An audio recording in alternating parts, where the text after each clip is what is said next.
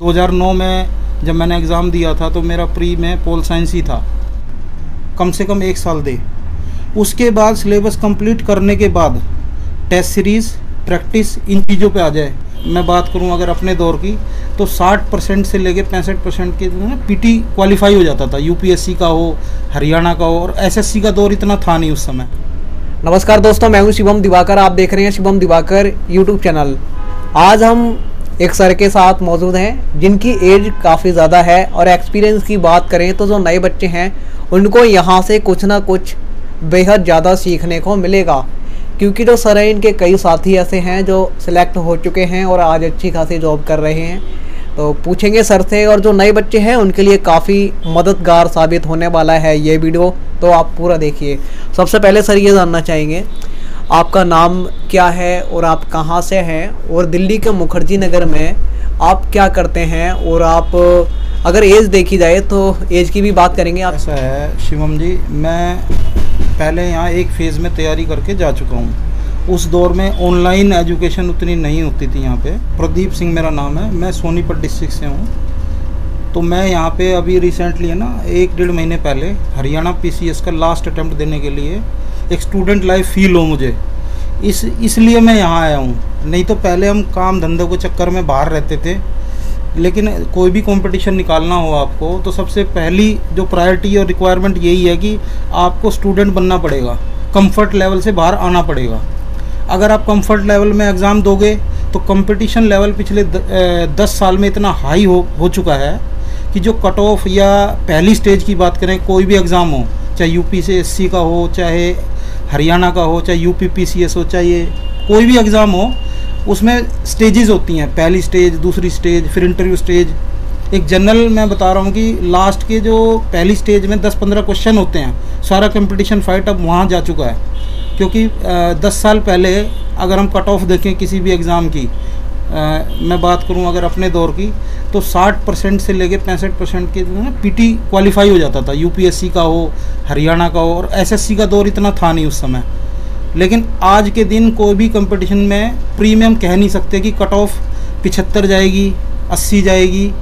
तो आपको कम से कम बेसिक चीज़ तो तैयार करके रखनी होंगी और उनकी प्रैक्टिस भी करनी होगी। खाली एक्सपीरियंस काम नहीं करता, प्रैक्टिस भी ज़रूरी है।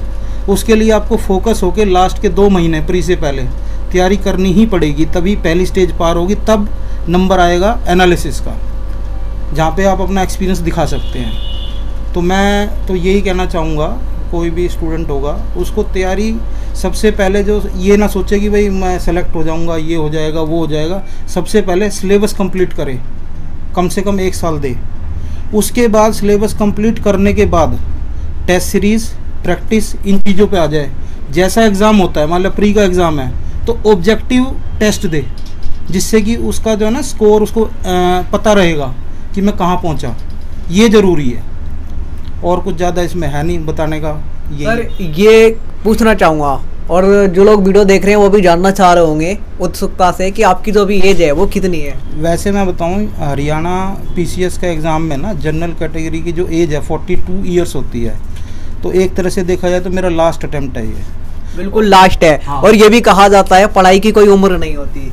हाँ, ये कह सकते हो आप, पढ़ाई की कोई उम्र नहीं होती, आप कभी भी कोई चीज़ सीख सकते हो, कर सकते हो। और जो हरियाणा के भी आपको आज बच्चे देख रहे होंगे, इंडिया के कोने कोने के देखते हैं हालांकि, तो कुछ कहना चाहेंगे जो नए बच्चे हैं, कोई अभी 12वीं पास की है किसी ने, कोई अभी 10वीं में है और वो सोच रहा है कि मैं मुखर्जी नगर जाऊंगा और तैयारी करूंगा, उनके लिए कुछ चीज़ें आप मुखर्जी नगर आने से पहले सबसे पहले दिमाग में एक तो चीज़ ये बैठा ले कि सिलेक्शन होना बाद की बात है। सबसे पहले आके सिलेबस कंप्लीट करे और ईमानदारी से काम करें, जो कि 10% लोग ही कर पाते हैं, मेरा मानना है। तो वो 10% जो लोग ईमानदारी से काम करते हैं ना, उन्हीं की उम्मीद रहती है। बाकी तो यहाँ सिर्फ क्या है कि कोचिंग में फ़ीस भरेंगे और घूम के फिर घर चले जाते हैं। तो अभी यहाँ आपने कोई कोचिंग ज्वाइन किया है या फिर आप खुद ही कर रहे हैं? टेस्ट सीरीज़ लगाने के लिए ना एक इंस्टीट्यूट है यहाँ पे बत्रा पे, मैं इस वजह से यहाँ 2 महीने के लिए आया था कि टेस्ट दूंगा। प्री का एग्ज़ाम है, काफ़ी बताया अभी आपको, कट ऑफ हाई जाती है, उसके लिए प्रैक्टिस ज़रूरी है। खाली एक्सपीरियंस काम नहीं करेगा। हर ये पॉलिटी, हिस्ट्री, ज्योग्राफी, जितना भी कुछ है उसका ट्रेडिशनल पार्ट हर कोई करता है, लेकिन जो करंट अफेयर है वो उसी दौरान का पूछा जाता है। तो इसलिए टेस्ट सीरीज लगानी है, फिर टेस्ट देना, फिर देखेंगे आगे जैसा होगा। और आपने बताया था कि आपके कई साथी हैं जो आज अच्छी खासी पोस्ट पर है। मेरे कई मेरा साथी था विजय ढुल, जो अभी IPS है, 221 उसका रैंक आया था 2012 में। वो सब मेरे सर्कल के कुछ फ्रेंड थे। एक वीडियो है शशिकांत, वो मधुबनी में है।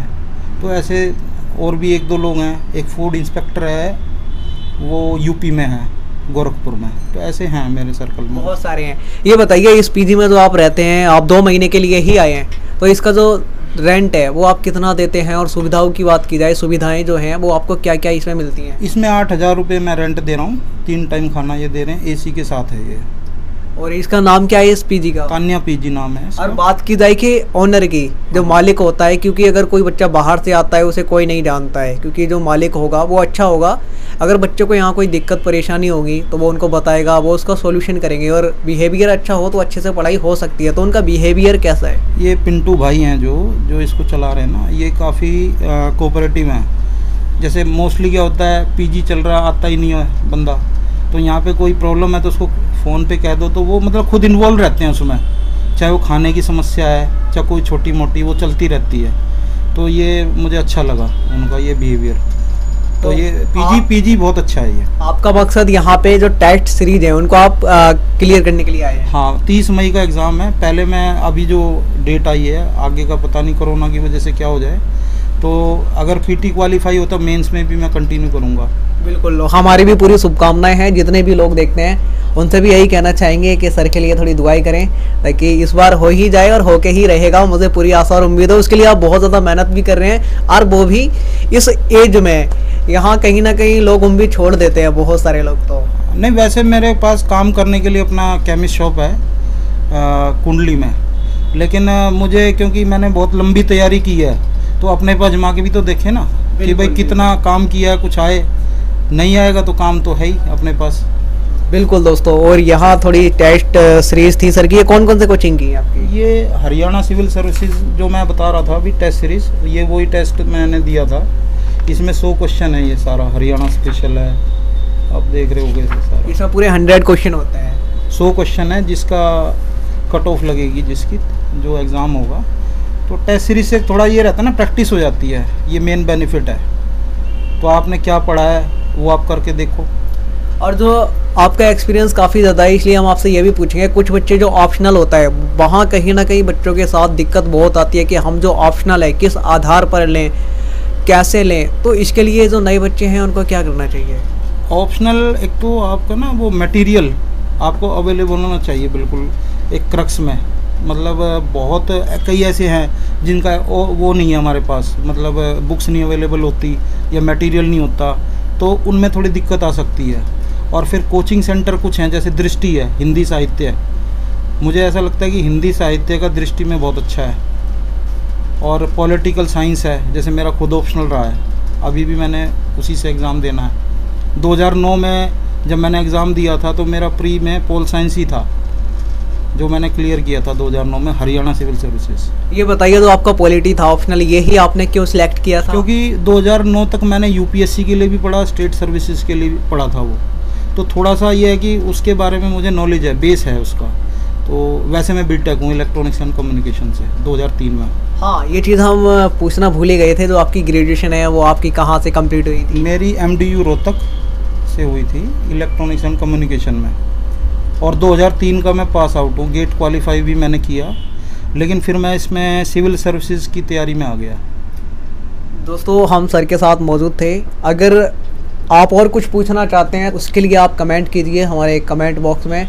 जो भी आपके विचार हैं सादर आमंत्रित हैं, और जो भी वाकई में अगर आपकी समस्या होगी हम उस पर पूरा फोकस रखेंगे, कोशिश करेंगे। हमारी ये एक शुरुआत है, इसमें आप बढ़ चढ़ के हिस्सा लें और हमारा सहयोग करें। और सर कुछ कहना चाहेंगे आप? नहीं, बस यही है कि अपना तैयारी करते रहो और रिजल्ट की चिंता मत करो, बेस्ट एफर्ट करो, बस यही है। PG का हमने आपको बता दिया है, कौन सा PG है, कौन चलाते हैं, रेंट कितना है। अगर आप रूम का वीडियो देखना चाहते हैं तो आपको लिंक डिस्क्रिप्शन में मिल जाएगा। आज की वीडियो में इतना ही। जय हिंद, वंदे मातरम।